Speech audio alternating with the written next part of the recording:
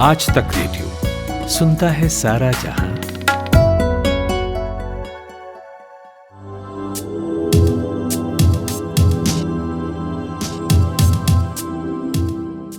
नमस्कार, ये है आज तक रेडियो का स्पेशल शो कोरोना कवरेज। मेरा नाम है खुशबू। इस स्पेशल पॉडकास्ट सीरीज में हम लाते हैं दुनिया भर की कोरोना से जुड़ी अपडेट्स। कहाँ क्या नई स्टडी हुई है, कहाँ कोरोना के मरीज घटे हैं, बढ़े हैं, इस बीमारी की रोकथाम के लिए दुनिया के किस कोने में क्या कोशिशें जारी हैं, ये सब कुछ आपको मिलेगा। ब्रिटेन की एक संसदीय समिति ने कहा है कि कोविड-19 महामारी के शुरुआती दिनों में ही सरकार ने लॉकडाउन लगाने में देरी कर दी थी। इस देरी की वजह से हजारों ऐसे लोग मारे गए जिन्हें बचाया जा सकता था। ये रिपोर्ट ब्रिटेन की संसद के हाउस ऑफ कॉमन्स की विज्ञान और स्वास्थ्य की समितियों की ओर से संयुक्त रूप से की गई जांच का नतीजा है। इसमें साफ रूप से कहा गया है कि शुरू में ही लॉकडाउन न लगाने से महामारी को रोकने का एक अवसर हाथ से निकल गया। ये तो ब्रिटेन की तरफ से कुछ दिन पहले ही रिपोर्ट आई है, लेकिन इससे पहले भी ब्रिटिश के प्रधानमंत्री बोरिस जॉनसन मुश्किलों का सामना कर चुके हैं। अप्रैल के महीने में कोरोना वायरस संक्रमण रोकने के लिए अपने देश में तेज गति से कराए गए वैक्सीनेशन की वजह से उनकी तारीफ के पुल बांधे जा रहे थे, लेकिन उसके बाद हुई कई मामलों में खुलासे और सत्ताधारी कंजर्वेटिव पार्टी में मतभेद की खबरों ने प्रधानमंत्री के सामने नई मुसीबतें खड़ी कर दी थी। उन पर यह आरोप लगा कि इंग्लैंड में कोरोना महामारी की वजह से हुई मौतों की संख्या बढ़ने के बावजूद उन्होंने दूसरा लॉकडाउन लगाने में आनाकानी की थी। अभी ब्रिटेन में कोरोना के मामलों में तेजी से इजाफा देखने को भी मिल रहा है। यहाँ कुछ दिन पहले ही 45,000 से ज़्यादा कोरोना के केस मिले। इनमें बड़ी संख्या में बच्चे भी शामिल हैं। ये 20 जुलाई के बाद सबसे ज़्यादा आंकड़ा है। डराने वाली बात यह है कि ब्रिटेन में स्कूल खुलने के बाद से तेजी से मामले बढ़े हैं। तो कुल मिलाकर ब्रिटेन से अपडेट्स ये हैं, लेकिन बात इस पर ज़रूर होनी चाहिए कि जो रिपोर्ट में कहा गया उसको राजनीति वगैरह से अलग करके देखें, साइंटिफिकली देखें। तो क्या साइंटिफिकली यूके ने वाकई लॉकडाउन लगाने को हल्के में लिया? अगर हाँ, तो कहाँ गलतियाँ हुई, किन वजहों से हुई और इसमें बाकी देशों के लिए क्या सीख छुपी है? इन सारे सवालों के जवाब ढूंढने के लिए मैंने बात की यूके के नेशनल हेल्थ सर्विस में कार्यरत डॉक्टर और साइंटिस्ट अविरल वत्स से। डॉक्टर, जब कोरोना वायरस पहली बार आया था तो सबके लिए, चाहे वो बहुत ही डेवलप्ड देश हो या अनडेवलप्ड देश हो, एक झटके से कम नहीं था। सबके हेल्थ सिस्टम पर असर पड़ा, जल्दबाजी में कई फैसले भी लिए गए। इस बीच यूके जो है कई बार सुर्खियों में रहा। इससे बहुत कुछ सीखने मिला, जैसे कि वहाँ की अभी रिसेंट रिपोर्ट कहती है कि यूके ने लॉकडाउन लगाने में बहुत देर की। तो इस पर आप क्या सोचते हैं? जी, देखिए, यूके में जो पहला केस था कोविड का वो जनवरी 2020 में आ गया था, और जो यूके ने लॉकडाउन लगाया वो 23 मार्च 2020 को लगाया। तो जनवरी से लेकर मार्च तक सरकार ये समय पर डिसाइड नहीं कर पाई कि हमें लॉकडाउन लगाना है, और ये तब है जबकि WHO ने क्लियरली बताया था कि इसके स्प्रेड को रोकने के लिए लॉकडाउन लगाना हमारे लिए एक कारगर टूल है। ये कोई इलाज नहीं है, लेकिन हमें तैयारी करने के लिए और अलग अलग स्टेप्स को ठीक करने के लिए हमें लॉकडाउन लगाना पड़ सकता है, खासकर अगर वो ऐसे फैल रही है। और यूके में आने से पहले हमने इटली का हाल देख रहे थे। तो यूके ने लॉकडाउन लगाने में बहुत देर कर दी। शुरू में तो सरकार बिल्कुल भी तैयार नहीं थी लॉकडाउन लगाने के लिए। वो तो इसको हर्ड इम्यूनिटी बनाना चाहते थे ताकि वायरस पूरी देश में से गुजरे और जो बच जाएं वो बच जाएं। तो इस एंगल से वो सोच रहे थे। उसके बाद एक रिपोर्ट आई तब कि इसका NHS पे बहुत बुरा असर पड़ेगा और लाखों में जाने जाएंगी। उसके बाद फिर जो पॉलिसी थी वो चेंज की गई। तो ये तो मुझे तब से ही याद है कि हम बहुत परेशान थे, सोच रहे थे कि ये लॉकडाउन लगाया क्यों नहीं जा रहा। और जो यहाँ के प्रधानमंत्री थे बोरिस जॉनसन, उन्होंने जो पहली यहाँ की कोबरा मीटिंग कहते हैं, जिसमें कि टॉप जो ऑफिशियल्स हैं उनकी मीटिंग हुई थी इसके बारे में, उन्होंने 4 या 5 मीटिंग्स तो अटेंड ही नहीं की थी। तो इतनी इनसिंसेरिटी दिखाई थी शुरू में। तो ये अभी ये जो हम रिपोर्ट देख रहे हैं ये वही चीज़ों को बाहर लेके आ रही है। और लॉकडाउन ना लगाना तो उसमें से एक चीज़ है। ये 150 पेज की रिपोर्ट जो है, जैसा हम जानते हैं, और उसमें और भी कई बातें हैं जो कि ये जाहिर करती हैं कि अगर टाइमली कुछ ऐसे स्टेप्स लिए जाते जो कि हमें मालूम थे, जो कि पहले से सजेस्ट किए जा चुके थे और जो कि चाइना ने करके भी दिखा चुके थे। अगर वो टाइम लिए जाते तो हज़ारों लाखों लोगों की जानों को हम शायद बचा सकते थे। तो ये रिपोर्ट जो है मैं समझता हूँ ये अभी शुरुआत है। एक और पब्लिक इंक्वायरी की बहुत डिमांड चल रही है, लेकिन अभी सरकार ने कहा है कि वो अगले साल स्प्रिंग में, अगले साल यानी कि मार्च के करीब वो उसको लॉन्च करेंगे और वो बड़ी रिपोर्ट और इन डेप्थ रिपोर्ट होगी। ये पार्लियामेंट्री रिपोर्ट है जो कि छोटे लेवल की है। गवर्नमेंट का टेस्ट एंड ट्रेस प्रोग्राम ने कितना बड़ा रोल प्ले किया यूके के पैंडेमिक रिस्पांस में, अगर हम देखें तो इन सारी वजहों में से अगर हम इस पर भी बात करें तो? जी, ये बहुत ही एक तरह की आयरॉनिक सी सिचुएशन है, क्योंकि यूके दुनिया का one of the first Nations था जिसने इसका टेस्ट बना लिया था, कोरोना वायरस का आरटी-पीसीआर बेस्ड टेस्ट। लेकिन उसके बावजूद जो गवर्नमेंट की पॉलिसीज़ थी वो कुछ ऐसी थी कि शुरू में तो मुझे फिर से वो याद आ रहा है कि शुरू में तो टेस्ट किए ही नहीं जा रहे थे। अब ये जानिए कि बीमारी फैल रही है और शुरू में जिन लोगों को हुआ, मेरे कलीग्स को हुआ था, उनको टेस्ट की तो प्रोविज़न ही नहीं थी, किए ही नहीं जा रहे थे, बहुत कम टेस्ट होते थे। तो शुरू में तो ये हाल था। और जब सेकंड टाइम ये टेस्ट एंड ट्रेस प्रोग्राम जब लॉन्च भी हुआ, जो सेकंड वेव से के टाइम पे लॉन्च हुआ, तब भी इसमें काफ़ी जो संशय की दिखाए जा रहे हैं, जो आशंकाएं हैं, उसमें काफ़ी घपले हुए हैं, क्योंकि बिलियंस ऑफ पाउंड्स का कॉन्ट्रैक्ट्स प्राइवेट फर्म्स को दिया गया है और test and trace program basically failure था यूके का, अगर एक सेंटेंस में मैं कहूँ तो। और उसमें बिलियंस ऑफ पाउंड्स लगे भी हैं और ये उसका मेन कारण ये भी था कि उसमें जो एनएचएस का नेटवर्क है उसको यूज़ ही नहीं किया गया, एक प्राइवेट कंपनी को ये दे दिया गया और ये सेंट्रलाइज्ड बना दिया गया। हालांकि होना ये चाहिए था, क्योंकि यूके का जो पब्लिक हेल्थ सिस्टम का जो नेटवर्क है वो बहुत ही बढ़िया है और बहुत फार रीचिंग है, लेकिन उसको यूज़ ही नहीं किया गया और उसको साइडलाइन करके एक प्राइवेट कंपनी को दे दिया। तो टेस्ट एंड ट्रेस प्रोग्राम जो था वो बहुत बड़ा रोल प्ले कर सकता था बचाने में। बहुत ही कम छोटी मात्रा में उसने रोल प्ले किया सेकेंड वेव के दौरान या सेकेंड वेव के बाद, लेकिन it was very well below the potential जो कि एनएचएस का जो नेटवर्क है और जो बाकी जो पब्लिक हेल्थ का जो वैसे नेटवर्क है उसको यूज़ किया जा सकता था, लेकिन नहीं किया गया। जो रिपोर्ट कह रही है उस हिसाब से ये जो डिले हुआ है, जो रिपोर्ट में कहा गया कि देरी की वजह से हज़ारों लोग जो है मारे गए जिनको बचाया जा सकता था, तो ये डिले होने के पीछे क्या वजहें आपको दिखती हैं? देखिए, डिले होने की जो वजहें हैं, लॉकडाउन को डिले करने की वजहें, तो सरकार के मुताबिक तो ये था कि जो उनको साइंटिफिक एडवाइस मिली, जो उनकी अपनी एक साइंटिफिक बॉडी है, उन्होंने जो एडवाइस दी कि हम इसको एज अ हर्ड इम्यूनिटी चलाएंगे और वायरस अगर सारी जनसंख्या में से निकल जाएगी तो हर्ड इम्यूनिटी बन जाएगी। तो उस पॉइंट से उन्होंने किया कि, तो सरकार का तो कहना है कि हमने उस एडवाइस को फॉलो किया, लेकिन सरकार इस बात को नज़रअंदाज कर रही है कि बहुत और वो ये भी इस कह रही है कि जो साइंटिफिक कम्युनिटी थी उसमें कंसेंसस था, जो कि बिल्कुल कंसेंसस नहीं था।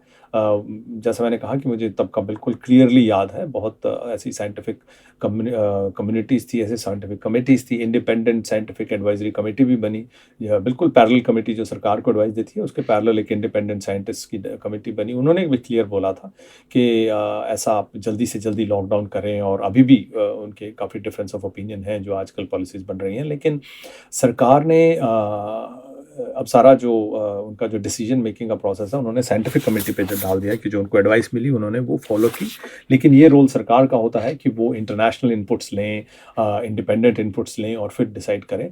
तो मेरे ख्याल से सबसे बड़ी वजह जो इस सारे मतलब पूरे पेंडेमिक में जो फेलियर ऑफ कंट्रोल की वजह थी वो थी improper policy making, decision making मेरे हिसाब से, क्योंकि क्लियरली याद है डॉक्टर से लेकर साइंटिस्ट एकदम टाइमली बिफोर टाइम वार्निंग्स भी देते रहे हैं, सरकार तक बात पहुंचती भी रही है, बट सरकार ने जो डिसाइड किया उसका खमियाजा हम सबको भुगतना पड़ा है।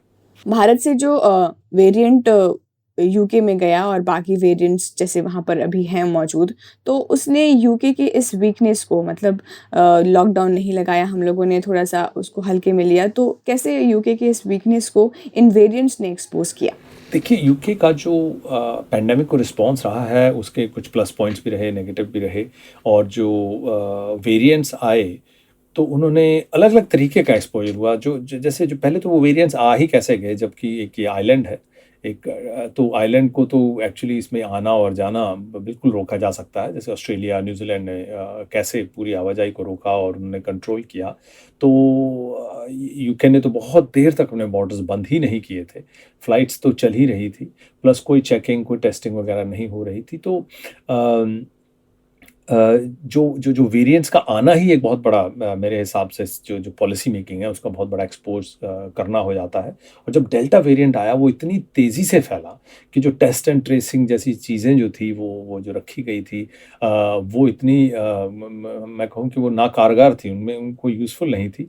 तो और जो वैक्सीनेशन का भी हम बात कर रहे थे कि वैक्सीनेशन को हमें स्पीड अप करना है, उसमें भी थोड़ी, हालांकि हम यूके में काफ़ी तेज़ी से कर रहे थे लेकिन फिर भी it was not good enough. और बच्चे जो थे, बच्चों में अभी भी रिसेंटली की बात करूं तो बच्चों में सारी दुनिया में बच्चों को 12 साल से ऊपर के बच्चों को वैक्सीनेशन देनी शुरू कर दी।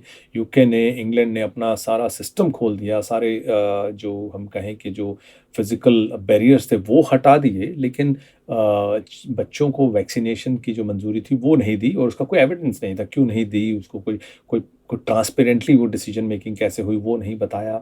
तो ये जो चीज़ें थी, ये जो नई वेरिएंट्स की जो लहर आई, उन्होंने ये सब चीज़ें एक्सपोज की फिर से कि जो गवर्नमेंट है वो लैग बिहाइंड कर रही थी साइंटिफिक टेम्परामेंट से, वो लैग बिहाइंड कर रही थी कि जो साइंटिफिक एडवाइस आ रही है उसको वो पूरे तरीके से अप्लाई नहीं कर रही थी, और जो इंटरनेशनल फीडबैक आता था उसको भी वो इम्प्लीमेंट नहीं कर रही थी। तो ये वीकनेसेस नेचुरली जो वायरस आई उसने एक्सपोज की हैं। अभी फ्यूचर थ्रेट से बचने के लिए क्या कुछ उपाय जो हैं होने चाहिए या यूके में हो रहे हैं? जी, फ्यूचर का तो देखिए ऐसा है कि अभी जो प्रेजेंट है उसमें भी काफ़ी कॉन्ट्राडिक्शन चल रही हैं गवर्नमेंट की पॉलिसीज़ में। जैसे मैंने कहा, स्कूल्स और कॉलेज सब कुछ खोल दिया गया है, बच्चों को भी वैक्सीनेशन लगाई नहीं गई है, बच्चों में केस रेट्स बहुत बढ़ रहे हैं, बच्चों में लॉन्ग कोविड और पोस्ट कोविड कॉम्प्लिकेशंस क्या होंगी वो अभी आनी बाकी हैं। विंटर आ रही है, फ्लू का सीज़न आ रहा है, that is going to complicate things. और इस सब में वी जस्ट होप कि कोई नया वेरिएंट ना आ जाए और ज़्यादा कुछ चैलेंजिंग ना कर दे। तो ये सब तो चैलेंजेस आ रहे हैं। अगर हम यूके की बात करें तो आई थिंक जब तक हम ये जो वेव है इसको और डाउन ना कर दें तो इट प्रोबेबली बुरा आइडिया नहीं होगा कि रीजनल या जहाँ पे फैली हुई है वहाँ पे लॉकडाउन थोड़ी स्ट्रिक्ट किए जाएं, थोड़ी मूवमेंट रिस्ट्रिक्ट की जाए। मास्क्स वगैरह अभी वापस लाने की कोशिश की जा रही थी क्योंकि मास्क्स भी हटा दिए थे इंग्लैंड में। तो वो सब जो चीज़ें हैं उनको दोबारा एक पुख्ता तरीके से फिर से मेरे हिसाब से इम्प्लीमेंट किया जाना चाहिए जब तक हम इससे पूरी तरह से बाहर नहीं आते, क्योंकि थोड़ी सी भी जगह हम वायरस को देते हैं वो फिर से फैलती है। 80% के करीब जो एडल्ट पॉपुलेशन है उसमें डबल डोज हो चुकी है, बूस्टर्स भी लग रहे हैं, उसकी वो स्पीड अप होना चाहिए। और बच्चों में जो अपटेक है और जो माइनॉरिटी कम्युनिटीज़ हैं, स्पेशली ब्लैक कम्युनिटीज़ हैं यहाँ पे या पुअर कम्युनिटीज़ हैं, उन्होंने बहुत सफ़र किया है कोविड के चलते और वो उनको हेल्थ केयर एक्सेस हमेशा कम ही रहता है। तो उनको टारगेट करके उनमें जो रिसोर्सेज हैं वैक्सीनेशन से लेकर एजुकेशन से लेकर ताकि वैक्सीन अपटेक हो, वो सब मेरे हिसाब से यूके में इनको करना चाहिए। और जैसे ही पहले साइंस आते हैं कि वायरस फिर से फैल रही है तो we should be ready to restrict the movements, क्योंकि जब तक हम उसकी रिस्ट्रिक्शन नहीं करेंगे तब तक वो हम उसको काबू में नहीं कर पाएंगे। तो मोटा तो यही चीज़ें हैं जो हमें अभी फ्यूचर में बचा सकती हैं। अगेन एज आई सेड कि लेट्स होप के नए वेरिएंट्स ना आए। तो जी डॉक्टर, तो कुछ कमियां हुई, गलतियां हुई पैंडेमिक के शुरुआती फेज में, तो इस बीच यूके से कुछ अच्छे पॉइंट्स क्या हैं सीखने लायक पूरी दुनिया के लिए जो अभी कोविड से जूझ रहे हैं? देखिए, जो बिल्कुल आपने सही कहा, कुछ अच्छी चीज़ें हुई, कुछ बुरी चीज़ें हुई। बुरी चीज़ों के बारे में तो हम बात कर ही रहे हैं, और अच्छी चीज़ देखिए ये हुई है कि अभी छोटी एक रिपोर्ट आई है, ये पार्लियामेंट्री कमेटी की आई है, विच अच्छी चीज़ है। एक छोटी शुरुआत है कि हम अकाउंटेबिलिटी को लेकर आएँ और देखें कहाँ पे गलतियाँ हुई हैं, क्योंकि पैंडेमिक अभी चल रहा है और हम उन गलतियों को सुधार सकते हैं। जो रिक्वायरमेंट थी कि पब्लिक इंक्वायरी होनी चाहिए, जो कि और भी बड़े लेवल पे होती है, वो अगर अभी शुरू कर देते तो बहुत बढ़िया होता, क्योंकि अगले 3-4 महीने में, 6 महीने में सही चाहे, हम उसके जो उसके रिजल्ट्स हैं, उसमें जो कमियां रह गई हैं उसको हम सीख कर अगला स्टेप्स ले सकते थे। तो ये एक अच्छी बात हुई कि चलो थोड़ी सी छोटी सी रिपोर्ट आई, तो at least that is a good start. दूसरी बात वैक्सीन्स ने जो वैक्सीन आई है, मतलब यूके में जो एस्ट्राजेनेका वाली वैक्सीन से जो शुरुआत हुई, वैक्सीन डेवलपमेंट की जो शुरुआत हुई, वो बहुत बढ़िया एक था, उपलब्धि थी यूके साइंटिफिक वर्ल्ड की, मैं कहूँगा कि और उसने फिर सारी दुनिया में वो मैक्सिमम वैक्सीन भी यूज़ की जा रही है, एस्ट्राजेनेका वाली, कोविशील्ड वाली। तो that was a good thing. जो RT-PCR का टेस्ट था वो यहाँ पे डेवलप हुआ, शुरू में ही डेवलप हो गया था। That was another good achievement. और बहुत अच्छी हाई क्वालिटी रिसर्च आई है, रैंडमाइज्ड कंट्रोल ट्रायल्स हुई हैं, अलग अलग जो हम कहें हाइड्रोक्सीक्लोरोक्विन से लेकर डेक्सामेथासोन जैसे ट्रीटमेंट ऑप्शंस हैं, उनकी ट्रायल्स की गई थी। वो काफ़ी जो हम कहूँ कारगर रही हैं, हेल्पफुल रही हैं वर्ल्ड ओवर। इसकी जो ट्रीटमेंट मोडालिटीज़ को लेकर, प्रिकॉशनरी मोडालिटीज़ को लेकर जो इन्फॉर्मेशन मिली हमें, वो भी एकदम सॉलिड साइंटिफिक इन्फॉर्मेशन मिली। तो ये चीज़ें काफ़ी अच्छी हुई। जो चीज़ें ख़राब हुई है दुनिया हम सीख सकती है यूके से, वो ये भी है, और ये गलतियाँ सब काफ़ी देशों ने की हैं। वो ये है कि जो साइंस है आप उसको लीड करने दीजिए, पॉलिसी मेकिंग को साइंस से लीड करने दीजिए। पॉलिसी मेकिंग पॉलिटिशियंस जो हैं वो साइंटिस्ट, इस सिचुएशन में खासकर जब इतनी इमरजेंसी है, वो साइंटिस्ट जो टेक्निकल इन्फॉर्मेशन है उससे ज़्यादा बेटर वो नहीं लेकर आ सकते इस चीज़ को रोकने में। So they should just follow that और find ways to implement it, कि उसको कैसे इम्प्लीमेंट किया जाए, वो काम गवर्नमेंट्स का होना चाहिए। ये नहीं कि जो साइंटिफिक इन्फॉर्मेशन है, साइंटिफिक एडवाइस है इंडिपेंडेंट इंटरनेशनल गवर्नमेंट बॉडीज़ की, उसको नज़रअंदाज करके एक दूसरी पॉलिसी बना ली जाए। तो ये सबसे बड़ी सीख है, हम सब के लिए सीख है। पता नहीं क्यों पॉलिसी मेकिंग में साइंटिफिक और एविडेंस बेस्ड इंफॉर्मेशन को बहुत स्केप्टिकली देखा जाता है। उसको एक इस नज़रिए से देखा जाता है कि पता नहीं शायद ये क्या गड़बड़ कर देगा। हालांकि वो सबसे सेफ, सबसे एफिशिएंट, सबसे इकोनॉमिकल तरीका होता है इन द लॉन्ग रन, और वो ज़्यादा बेनिफिट भी करता है लोगों को भी, इकोनॉमी को भी। तो वो मेरे हिसाब से एक बड़ी सीख होनी चाहिए हम सब के लिए कि यूके जैसी कंट्री में, जहाँ पे scientific temperament, scientific bodies, scientific research बहुत चलती है, लेकिन बैड पॉलिसी डिसीजन ने यूके को one of the worst hit countries बना दिया है डेवलप्ड वर्ल्ड नेशंस में। तो we all should really think about it. तो ये थे डॉक्टर अविरल वत्स। बहुत बहुत शुक्रिया डॉक्टर। तो चलिए अब वक्त हो चला है विदा का। आज के कोरोना कवरेज को यहीं समेटते हैं। मिलते हैं आपसे अगले रविवार। तब तक मुझे दीजिए इजाजत। स्टे कनेक्टेड, स्टे सेफ और सुनते रहिए आज तक रेडियो। नमस्कार।